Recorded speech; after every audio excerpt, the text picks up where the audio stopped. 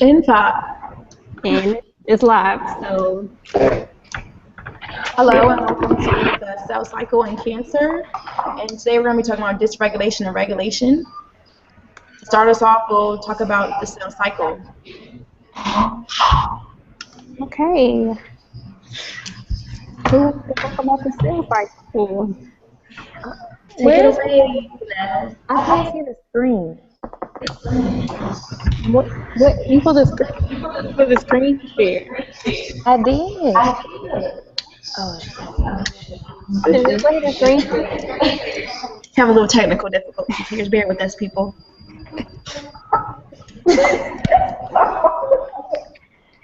Okay, I'll screen share it and y'all talk.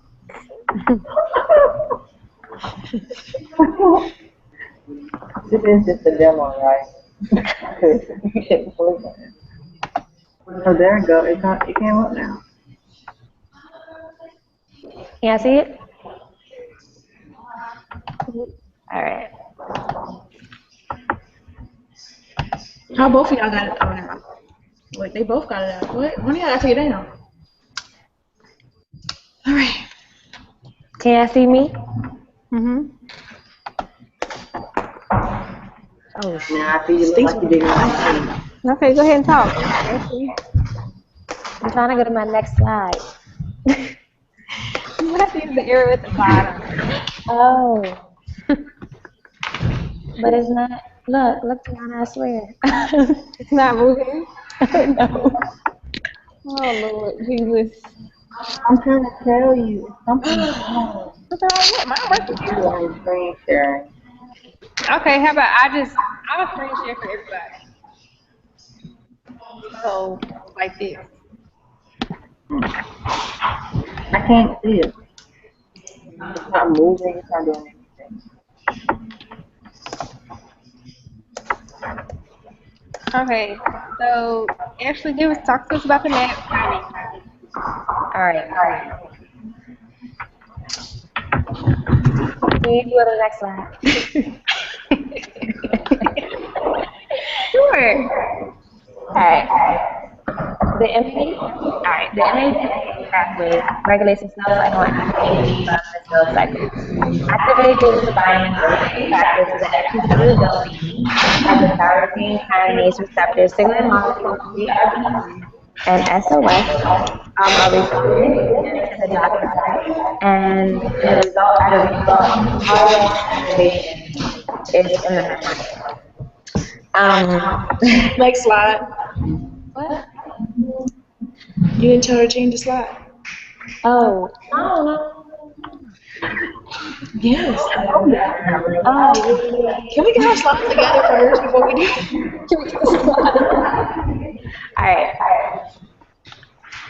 All right. You ready? Are you ready? Yeah. All right. The first step is the EGF, which is the ligand. The EGF is the epidural growth factor. It binds to the receptor and to the extracellular domain of the tyrosine kinase receptors. The signaling molecules URP2 and SOS, as you can see right here, they are recruited into the result of the RNA activation. The efficiency and duration of the regulated scaffolding protein and is called kinase receptor ARS for short.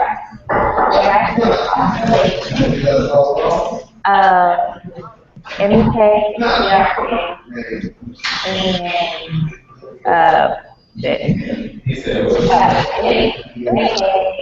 ERK, DDP, ERK activation.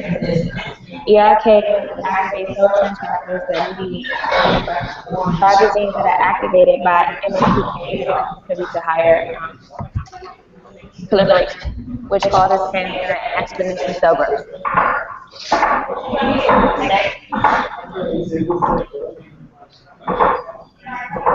Who's next? So if yours is not up, you need to take your pathway down and put your face back on it. Your face wasn't up there. The whole. Yeah, it was Gianna's. Your pathway's up, but your face But was not my. yeah. I tell you, I wish just do a YouTube and just do it like that, like record off the phone. Hold on, wait. It's difficult.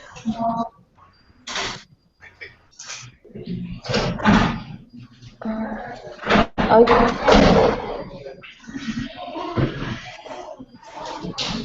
Can you see me now? Yeah. All right, y'all can go to the next one. Okay. Who had checkpoints? Me. Okay. Now we're going to talk about the checkpoints and how they deal with the cell cycle. First, we'll talk about what are they, what do they do, why are they essential, and what happens if it doesn't pass the checkpoint, and what happens if it does pass the checkpoint. Next slide. First of all, it's crucial to know what is a checkpoint. A checkpoint in the cell cycle is basically a control system that monitors the cell cycle. Leland Hartwell and Ted Wiener proposed the theory of checkpoints because they knew that something was responsible for regulating the cell cycle. There are three main functions that checkpoints depend on. Oh, y'all know what I'm trying to say. Y'all see it, so you know. Okay, in the figure to the right, this shows this is the cell cycle, and yeah. Next slide. Okay. Yeah, okay. The checkpoints in their location. The cell cycle is split into two major components: interphase, the mitotic phase, also known as the M phase. During the interphase, there are three phases: the G1 phase, the M phase, and the G2 phase. There's supposed to be four. The M phase, which consists of four phases: prophase, metaphase, and telophase. And not a part of M phase, but immediately follows telophase, cytokinesis. What are the checkpoints? So the picture to the left is the picture where the checkpoints are found, and this basically shows the first checkpoint is located in G1, the second one is in the S phase, the third one is in G2, and the fourth is in the mitotic phase. Each checkpoint has a specific job and is determined by their location. The G1 checkpoint, the first checkpoint, is at the ending of the G1 phase. What occurs during the G1 checkpoint phase, it checks for nutrients, cell size, growth factors, and DNA damage. However, at this checkpoint, the cell does not meet the requirements. It will go into a phase known as G0 phase. G0 phase is known as the resting phase in the cell cycle. Cells enter the G0 phase because they are not ready to divide. Cells can stay in the G0 phase for hours, days, even months until they are ready to divide. If the cell isn't able to divide, it will die eventually. The G2 checkpoint. It checks for cell size and DNA replication. This also is what the S phase checks for too. So they're basically the same thing. Next slide. The last checkpoint is the mitotic phase, the M phase. The M phase checkpoint is responsible for making sure sister chromatid is attached to the spindle.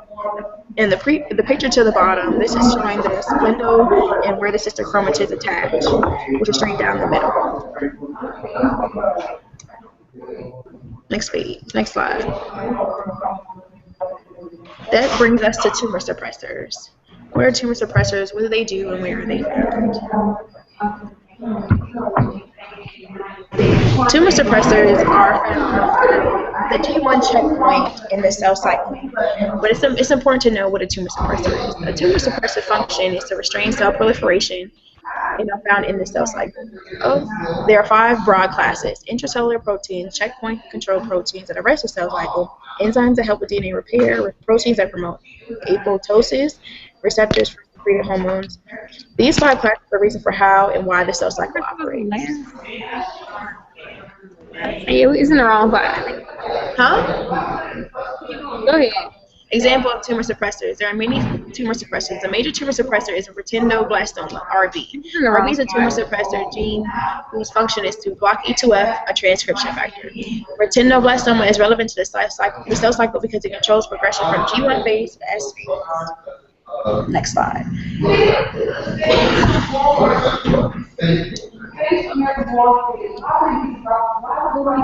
If retinoblastoma operates correctly, then the cell cycle will progress on. However, if it doesn't and it becomes mutated, then there's other steps that are need to be taken.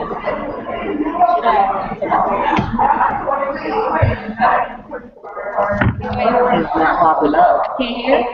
No, mine is not popping up whatsoever. No, Chanel, just click on Gianna's. Click on Gianna's. Oh, it's actually okay.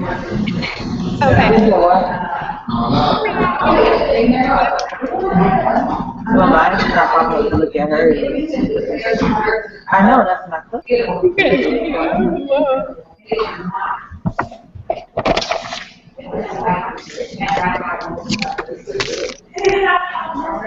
Well, That's why I can't do it. I can't well, do it. we can see you. So you close the presentation.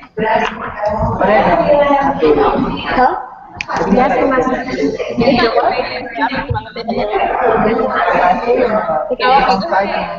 Oh, is it me?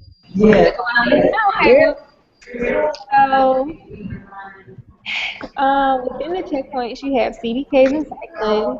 And CDK stands for cyclin-dependent kinase.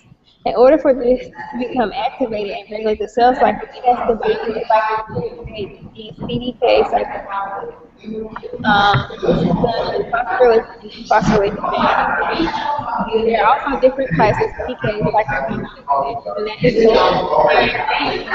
part of the cell cycle. The SDK cycle complex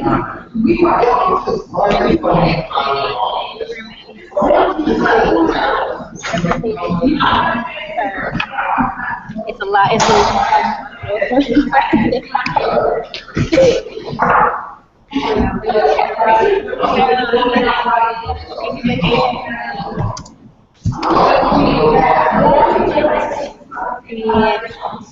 You see John's face?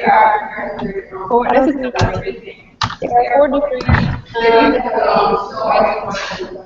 that is associated cycling, which is the binding CDK cycle that is associated with PK inhibitor. There is also the phosphorylation that is L-urine and tyrosine. Also, there is the activated phosphorylation of tyrosine at the 160 position.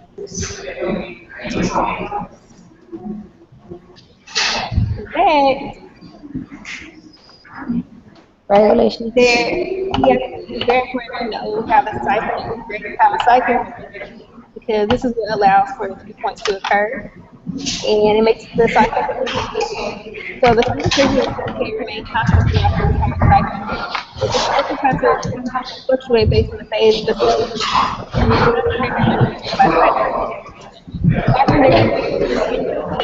Dissonation is the attachment of ubiquitous group, and this causes oscillatory and and cycling is degraded by the life that is dependent. Oh, next we have what is real Chanel. Can you see it, Chanel? Yeah. So basically, You say what? yeah, hopefully we can figure out how to do it. I'll just slot share for y'all. But we need to put that on you guys. Yeah, I can do it for y'all. Okay. I don't know why.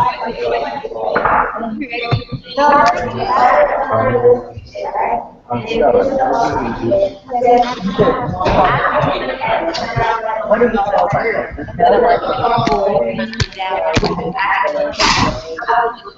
Oh, okay. It sounds like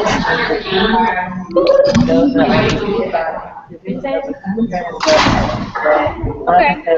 I'll figure it out. All right. Is it on me? No, it's on this thing. Oh, I see. Wait, I was Hmm? I was bringing other people on me. Sorry.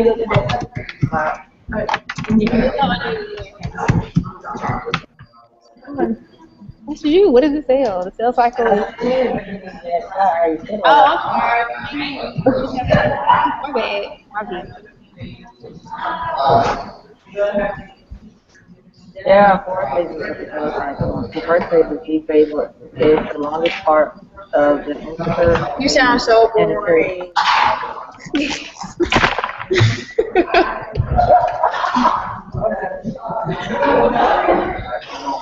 Go ahead.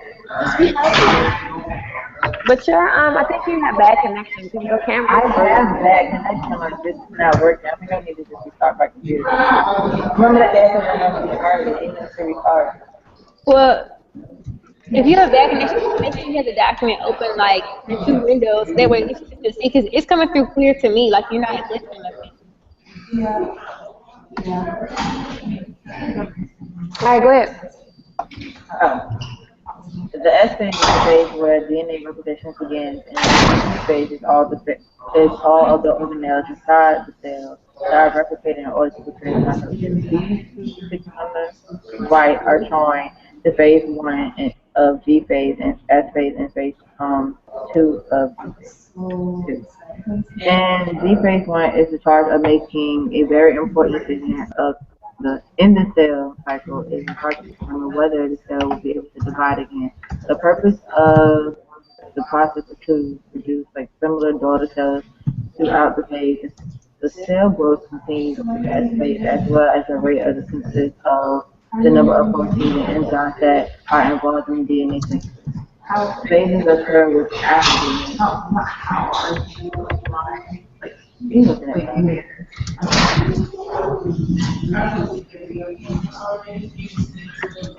It's called the Maya phase. Consists of two parts, mitosis and cytokinesis. The result of the interface is to have two brother cells. The first part, mitosis, includes the five phases: prophase, prometaphase, metaphase, anaphase, telophase. Telophase is immediately allowed, followed by cytokinesis. And prophase,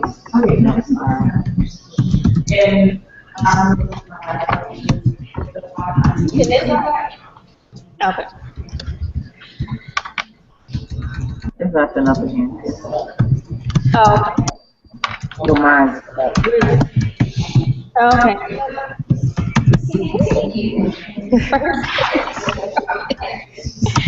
Next,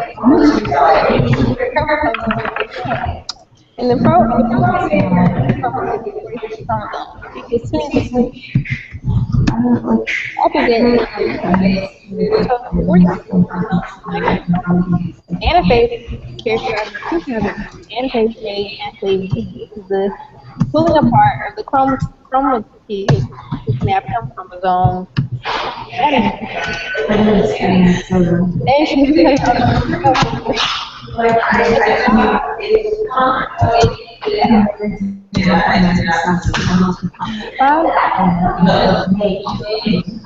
finally, there are a chromosomes and 19 chromosomes in telophase.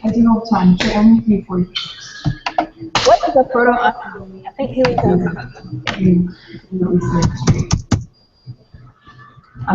Okay, what are proto-oncogenes? A proto-oncogene is a normal cellular gene that is normally involved in cell growth and proliferation. They can be mutated into cancer-causing proteins, and they're mutated by changing the protein coding section and also altering their expression. anything? There are 7 classes of control of cell growth. The growth factors is one. Growth factor receptors, signal transduction proteins, transcription factors, pro and anti apoptotic proteins, cell cycle control proteins, and DNA repair proteins.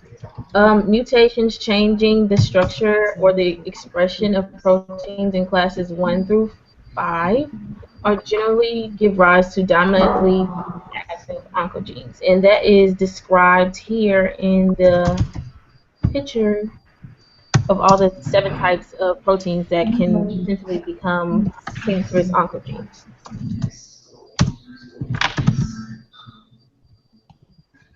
An example of an oncogene, the proto-oncogene RAS, which controls intracellular signal transduction, becomes a mutant form RASD, and it is responsible for uncontrolled growth promoting signal.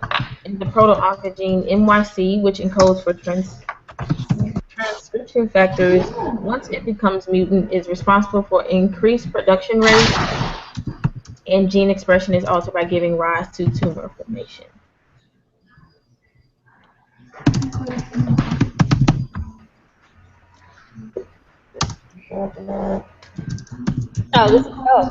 Octavia. No. Nope, still good. I'm sorry. We got the same picture, that's why I didn't know. The conversion of proto-oncogenes to oncogenes happens in 3 particular ways. One of them is translocation or transposition, gene amplification, and point mutation. And point mutations result in a constitutively acting protein product. Localized reduplication leads to the overexpression of the encoded protein, and chromosomal translocation changes the promoter, which the growth regulatory gene is under control, and also causes inappropriate expression of the gene. I don't know, it's weird. Octavia? Let's talk about gene amplification. Sorry, Hillary.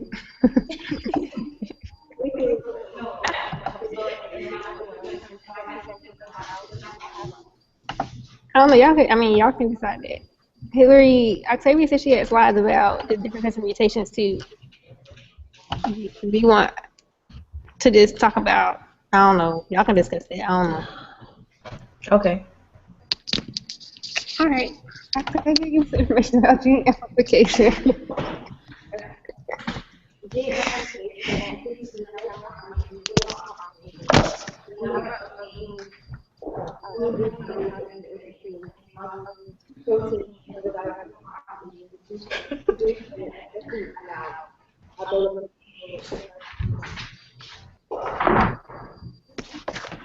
Okay.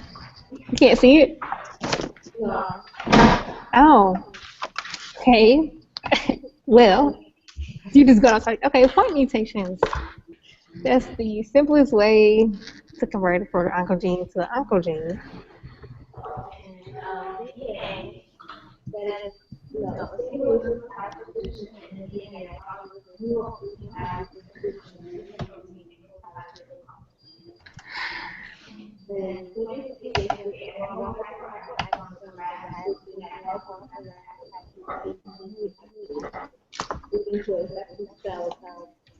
Okay.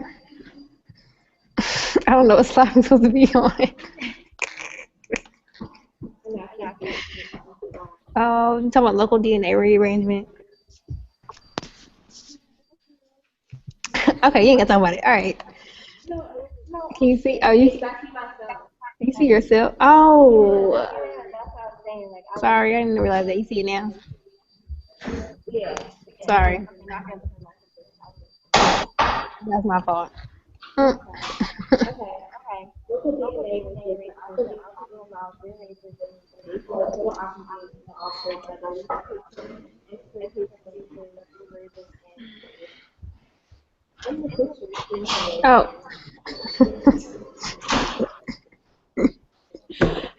Go ahead, go back to the picture.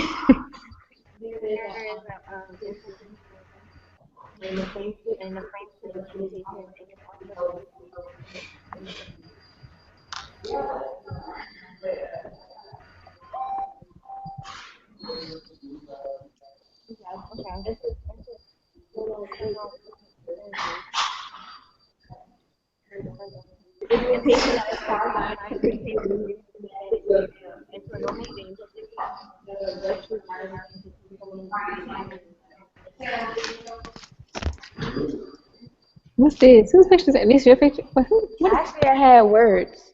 oh, they just black. You can change the color. Well, All right, well, don't even worry about it.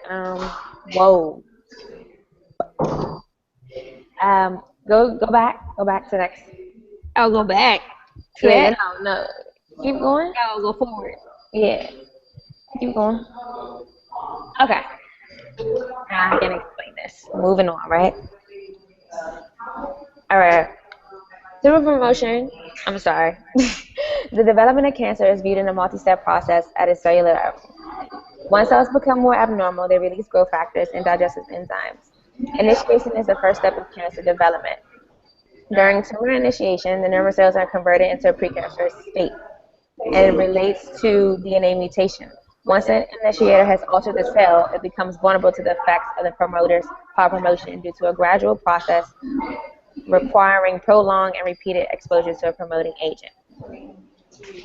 After the initiator is tumor promotion. Tumor promotion is where the initiated cells become expanded into bulbs or one or more, which can act as promoter for the ultimate development of cancer. These essential proliferations are the immediate indicators for promotion. These compounds promote proliferation on the cell, reproducing a large number of daughter cells. Promotion then stimulates the mutated cell to divide and form tumors. Promoters do not combinedly bind to the DNA like initiators do. Several bind to the receptors on the cell surface and influence intercellular pathways such as MAPK that lead to increased cell proliferation. The last step of the multi-step process is the development of cancer, which is tumor progression. During tumor progression, tumor cell properties progressively change over time as the cell obtains more abnormal traits and become more aggressive and advanced. This step shows a continuation of additional mutations occurring within a cell of the tumor population. This process is called clonal selection. In this process, the clone of two tumor cells has evolved on the basis of its increased growth rate or other properties such as invasion, metastasis, and survival that present a selective advantage. Next slide.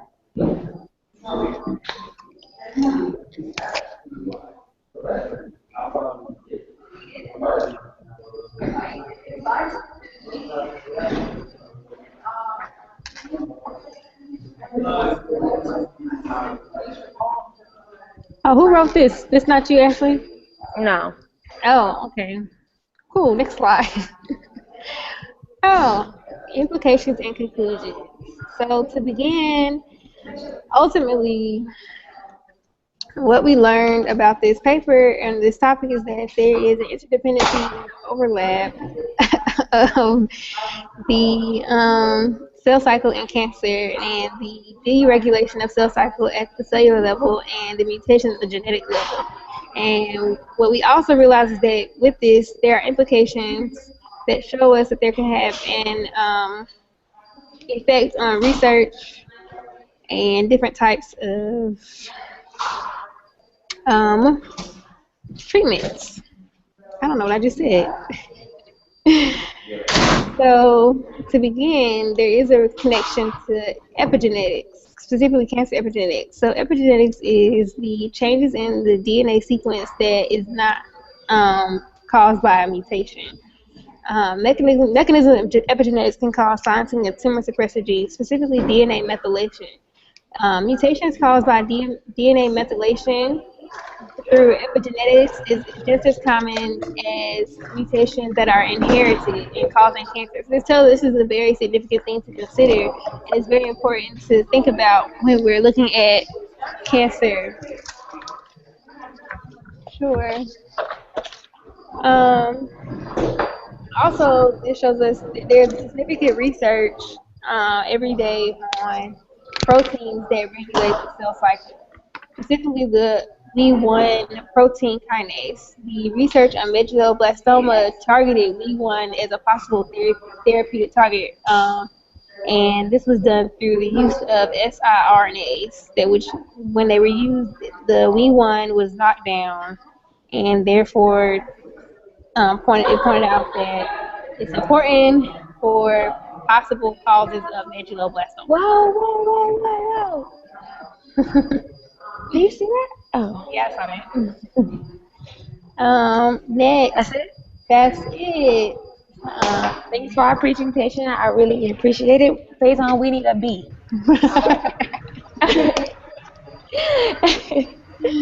Alrighty. Yeah, we're Alright. done. Huh? We had that was the conclusion. That was epigenetic. That we yes. Everybody catch up, honey. Okay, thank you and good night.